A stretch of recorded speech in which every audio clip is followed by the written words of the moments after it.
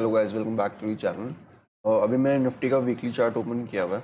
तो अगर आप देखो तो हम लोगों ने इस वीक हम लोग के जो 4 डेज हुए उसमें हम लोग 17,000 को ब्रेक करे, ऊपर गए नीचे गए। पर अभी भी हम लोग वीकली बेसिस पे नेगेटिव है। और मतलब 0.48% वीकली बेसिस पे अभी भी हम नेगेटिव है। अब अगर कल के दिन में निफ्टी ने, कल लास्ट वक्त trading day for the week, अगर कल 475 के नीचे ही निफ्टी क्लोज होता तो इस वीक के लिए भी हम नेगेटिव ही रहेंगे। एंड इसके ऊपर क्लोज होता तो of course we turn positive for the week. तो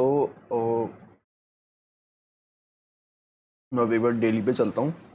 अगर आप डेली पे देखोगे तो जब हम लोगों ने इस लेवल पे शॉर्ट किया था,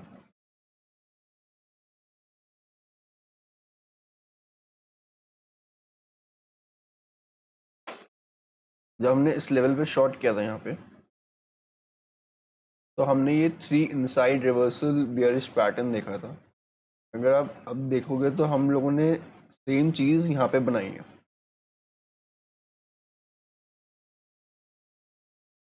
3 इनसाइड बुलिश रिवर्सल पैटर्न। यहाँ पे हमने बियरिश बनाया था, यहाँ पे हमने बुलिश बनाया। तो आइडली देखा जाए तो ये अभी हमारी रेंज हो गई है, ठीक है। लेकिन क्योंकि यहाँ पे जो रिवर्सल पैटर्न बना था वो उसकी सिग्निफिकेंस थोड़ी ज़्यादा है, क्योंकि वीकली टाइम फ्रेम पे ये जो रेंज है, चैनल का अपर लाइन, इसके पास ये रिवर्सल पैटर्न बना था, तो इसका जो सिग्निफिकेंस है वो ज़्यादा ज़्यादा इंपॉर्टेंट हो जाता है कंपेयर टू दिस। क्योंकि अच्छा, मैंने जैसे कहा था कि जब हम गिर रहे हैं तो यहाँ पे ये सब छोटे मोटे सपोर्ट्स है, तो इसकी कोई इंपॉर्टेंस नहीं। जब निफ्टी तक ब्रेक करेगा तो ये बहुत आसानी से ब्रेक करता चला जाएगा। मैंने कहा था कि सिर्फ एक ही इम्पोर्टेंट सपोर्ट है, वो है 17,000। तो यहाँ पे हमने लोग उस दिन इसके नीचे गए 17,000 के, लेकिन नेक्स्ट डे हमें कंटिन्यूशन नहीं मिला। हम लोग वापस इस 17,000 के ऊपर क्लोज हो गए, हमने साइड कैंडल बना दिया एंड आज हमने उसका कंटिन्यूशन दे दिया। तो ये एक लौता, इस पूरे राइज में एक लौता सपोर्ट था 17,000 का, जहाँ पे हमने एक ब्रेकडाउन फेलियर दिया। तो अब इसने जो यहाँ पे बुलिश पैटर्न बनाया है, ये सपोर्ट पे बनाया है, जो कि इम्पॉर्टेंट सपोर्ट था, पर इसकी सिग्निफिकेंस थोड़ी ज़्यादा है। यहाँ पे जो बेयरिश पैटर्न बनाया उसकी सिग्निफिकेंस थोड़ी ज़्यादा है based on weekly time frame. तो अभी शायद कुछ दिन के लिए, आज जैसे मैंने सुबह ट्विटर पे पोस्ट भी किया था कि अगर हम लोगों ने इसका कैंडल का ऊपर निकाला 275 के ऊपर, तो हम लोग कुछ दिनों के लिए साइडवेज हो सकते हैं।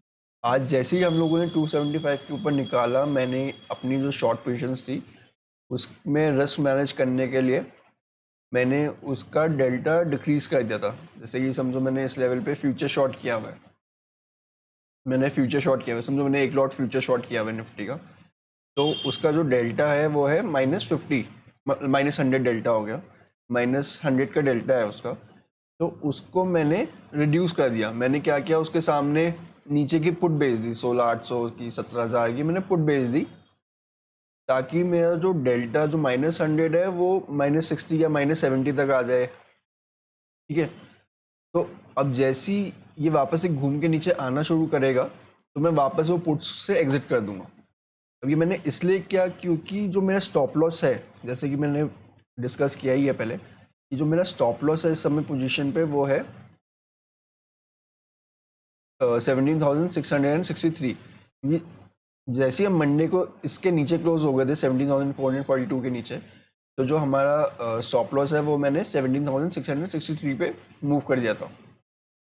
तो तो जैसे ही अगर हम यहाँ से पुल बैक देखें, अगर हम यहाँ से हम घूमते हैं नीचे, तो मैंने जो पुट्स को सेल किया है, जो मैंने हेज किया पोजीशन डेल्टा डिक्रीज किया, उस समय उसको एग्जिट कर दूंगा। एंड जो मैंने फ्यूचर शॉर्ट्स किए, फ्यूचर शॉर्ट पोजीशन बना रखी है, उसको मैं होल्ड करता रहूँगा। तो ये मैंने अभी रिस्क मैनेज किया आज के दिन में। मैंने अभी ये निफ्टी का आवली टाइम फ्रेम खोला है। तो आज जो निफ्टी है, निफ्टी ने 275 के ऊपर निकाल के इस गैप को ऑलमोस्ट फिल कर दिया है, पर अभी भी थोड़ा सा बचा है, अप्रॉक्सीमेटली 40-50 पॉइंट्स। तो मेरा व्यू अभी भी नेगेटिव है, मुझे लगता है कि यहाँ से अभी हम घूम के वापस नीचे जाने चाहिए।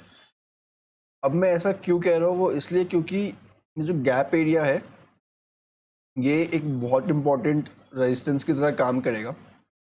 यहाँ पे सप्लाई पक्का आएगी मार्केट में मेरे हिसाब से। साथ में ये जो प्रीवियस स्विंग हाई है 17,664, ये भी एक रेजिस्टेंस की तरह काम करने वाला है। यहाँ पे जैसी मार्केट पहुँचेगा यहाँ पे आपको सप्लाई मिलेगी।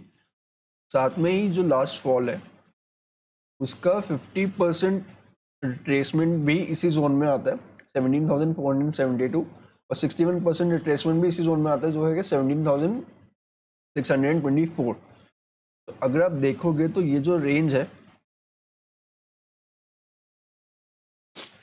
17,442 से लेकर 17,663 की, ये 221 पॉइंट्स की रेंज में बहुत सारे रेजिस्टेंस है, बहुत सारे सप्लाई जोन है। ये पहले तो गैप एरिया है, ठीक है। उसके बाद प्रीवियस वीक की क्लोजिंग जो 17,445 पे 475 पे हुई है शायद, 45-75 पे। साथ में ही 50% रिट्रेसमेंट, साथ में 61% रिट्रेसमेंट, साथ में प्रीवियस स्विंग हाई। तो जब प्राइस अगर कल परसों के दिन में इस रेंज में आता है तो इस रेंज में ही मतलब इस रेंज में आते ही प्राइस में एक बार को सेलिंग प्रेशर आना चाहिए मेरे हिसाब से। ये बहुत इंपॉर्टेंट सप्लाई जोन है बियर्स के लिए। अगर बियर्स को मार्केट को यहाँ से गिराना है तो बियर्स को इस रेंज में पहुँचने पे थोड़ा स्ट्रांगली ऊपर आना पड़ेगा। लेकिन अगर निफ्टी ने इसको निकाल दिया 17,663 से, तो मैं इस शॉर्ट पोजीशन से शॉर्ट व्यू से एग्जिट कर दूंगा। एंड फिर मे बी हम आने वाले दिन में बहुत इजीली 18,100 तक जा सकते हैं वापस। तो मैं एक्सपेक्ट कर रहा हूँ कि मार्केट ये यहाँ से थोड़ा सा रैली करके यहाँ पे कहीं पे ये कुछ घूम के यहाँ से नीचे जाना चाहिए। एंड मेरा स्टॉप लॉस 17,663 है। अच्छा, एक और चीज़, अगर मार्केट इस जोन से घूमा मार्केट, तो ये जो फॉल था ना ये सिर्फ ट्रेलर था। पिक्चर तो इस इधर से घूमने के बाद शुरू होगी। मतलब अगर हम यहाँ से घूम गए